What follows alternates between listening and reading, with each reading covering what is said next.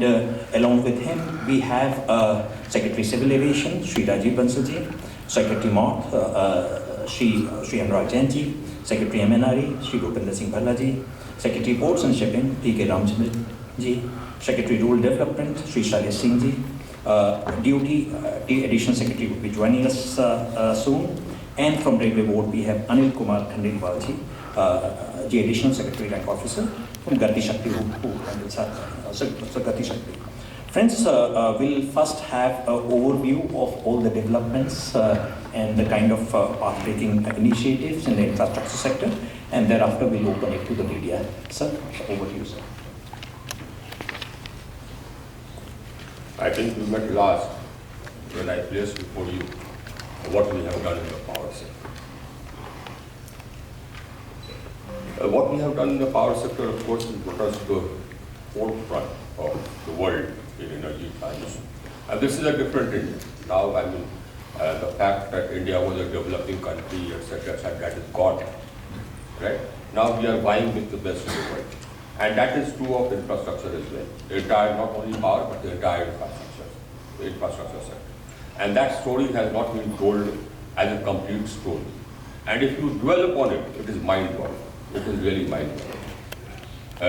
And we can all be proud of it as Indians. Now we are transforming our country into a developed country. That is our objective, that we shall be a developed country, and a future-ready infrastructure is the basic requirement for being a developed country. And we are there. We are there. We are transforming the country. This country is now no longer the country which it was before 2014. It's totally different, and it's modernizing at a very, very rapid pace. What we have done, we've come out of COVID faster than anybody. Our rate of growth, we recovered faster than anybody after COVID. Our rate of growth after COVID has been the fastest in the world, 7.2%. The other developed countries have been developing at 1.2%, approximately 1.5%. Their rate of inflation is approximately 9%, or our rate of inflation is about 5 to 6%. Now, all this has been possible because we've planned for it. It has not happened by itself. And one of the major parts of that plan was investments in modernizing infrastructure. That was one of the major parts of the plan. Now, and I'll tell you how and what we did. The figures themselves are mind-boggling. Now, the budgetary allocation for capital expenditure increased 3 times from 2014 onwards, and it has tripled in the last 4 years. Figures. In 1920, the capital expenditure was 3.4 lakh crores. 21-22, it jumped up to 5.5 lakh crores. 22-23, it went up to 7.5 lakh crores. And 23-24, the budgetary allocation is 10 lakh crores. That's what we've done. In the power sector, I've already told you the story, but I'll repeat. Even 67, 68 years after independence, we had thousands of villages which had not seen electricity. Electrified every village, we electrified every hamlet, we connected every home. We connected 29 million homes in 19 months. And the International Energy Agency called it the largest and the fastest expansion of access ever in the world in the history of the power sector. That's what we did. We connected the whole country, we converted our country from power deficit to power surplus. Today, our established capacity is 421,000 megawatts. My peak demand is 223,000 megawatts. So it's near double. And I am adding capacity. In renewable energy capacity, the bulk of my addition will be, because we are undertaking renewable energy transition, the bulk of our additions is and we shall remain renewables. I have 50,000 megawatts, approx 45,000 megawatts, approx under construction insofar as conventional is concerned. And we are adding 50,000, the program we have is adding 50,000 megawatts of renewable energy capacity every year. That's the largest, one of the largest and fastest expansions of renewable energy capacity anywhere in the world.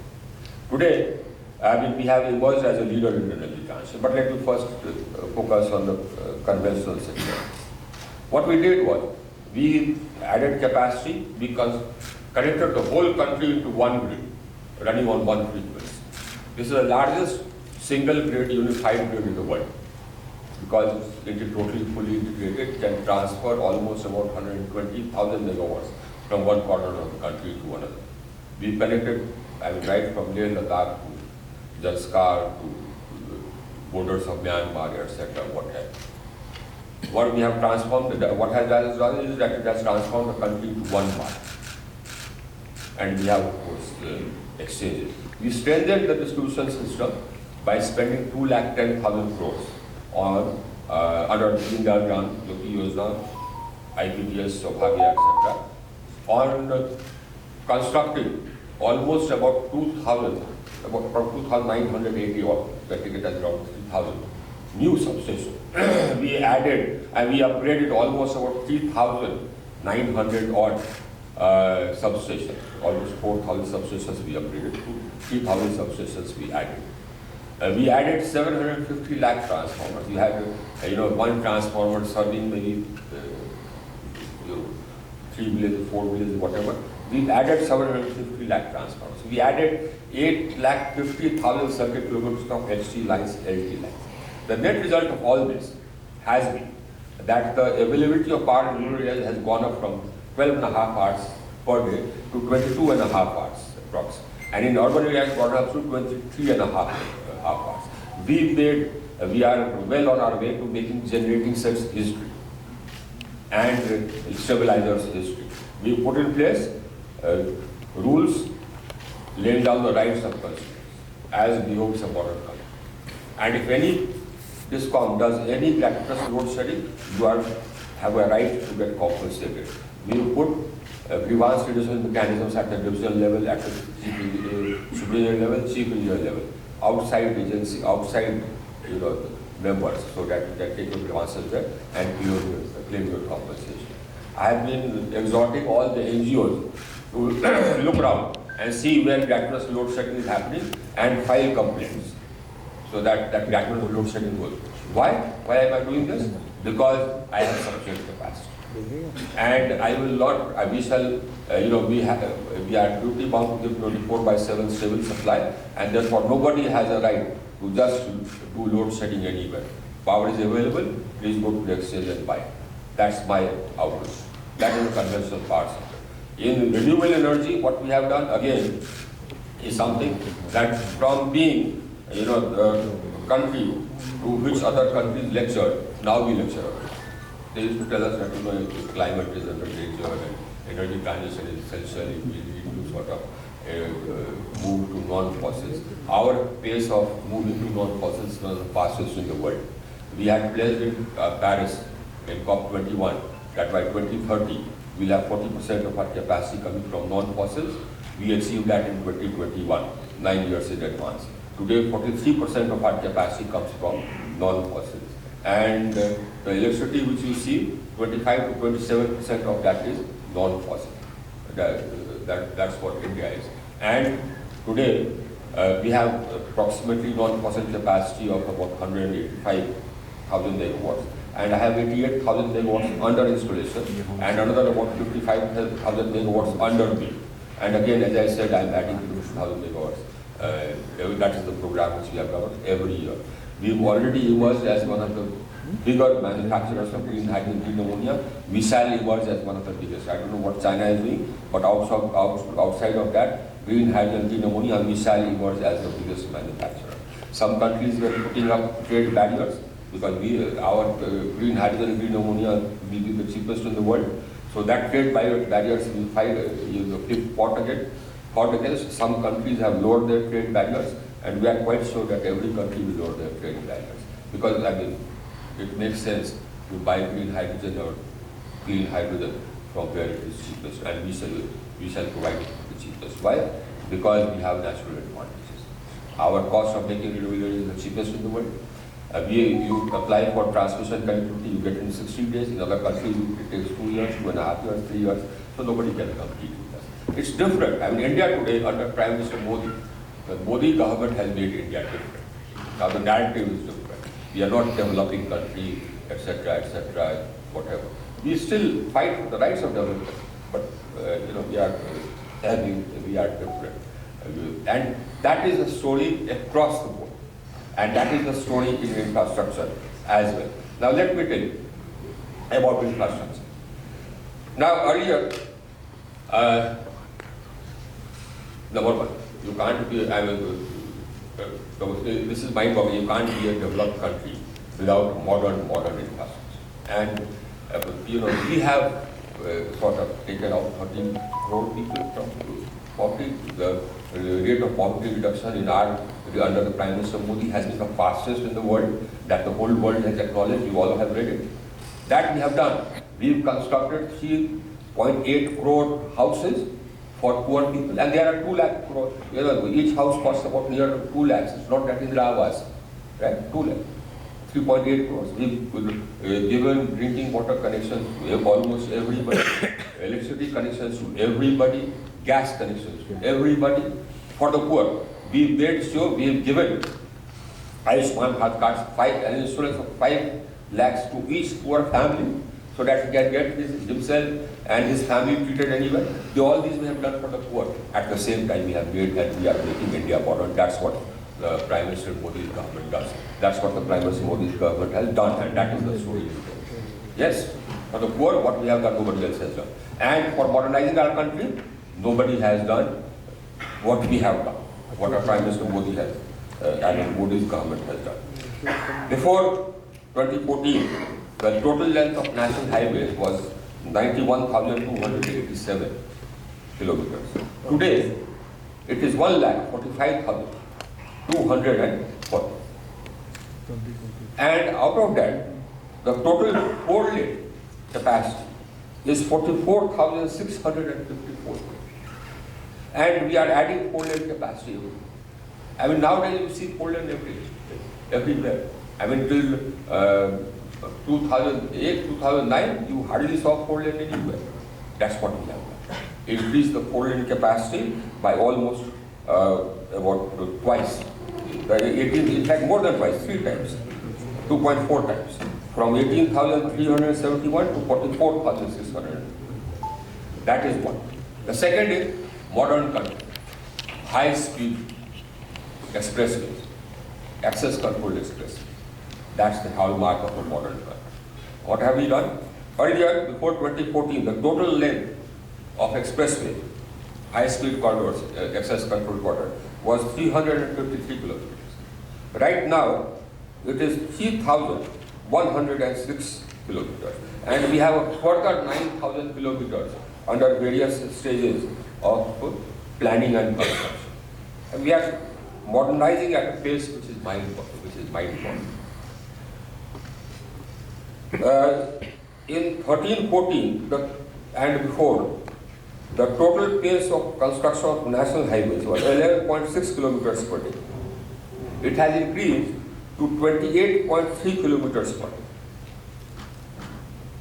Important development. The increase in award of works as compared to the period before 2013 is 2.5. The increase in construction is about 1.5. That's the pace, increase in pace of construction.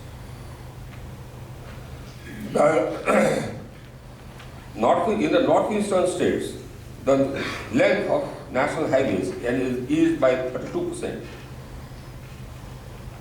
from 11,000 kilometers to 14,400 kilometers. The waiting time at toll plazas has reduced from 12.23 minutes to 47 seconds. This is what we have done. In rural roads, we've added almost 3 lakh. We have added almost about 3,53,000 kilometers in the past 9 years. And this is different from what used to be the PMGSY roads earlier. Earlier they used to be single lane. Now they are 5.5 meters. The design has been changed so that the load carrying capacity. You can't leave the villages in the old days. They have to be strengthened so that the heavier vehicles can run on that. So we have changed the design of the roads, of the rural roads. The pace of construction has gone up from 92 kilometers a day in rural roads to 108 kilometers a day. The railways, the achievement of railways again is really mind-boggling. The construction, pace of construction of new lines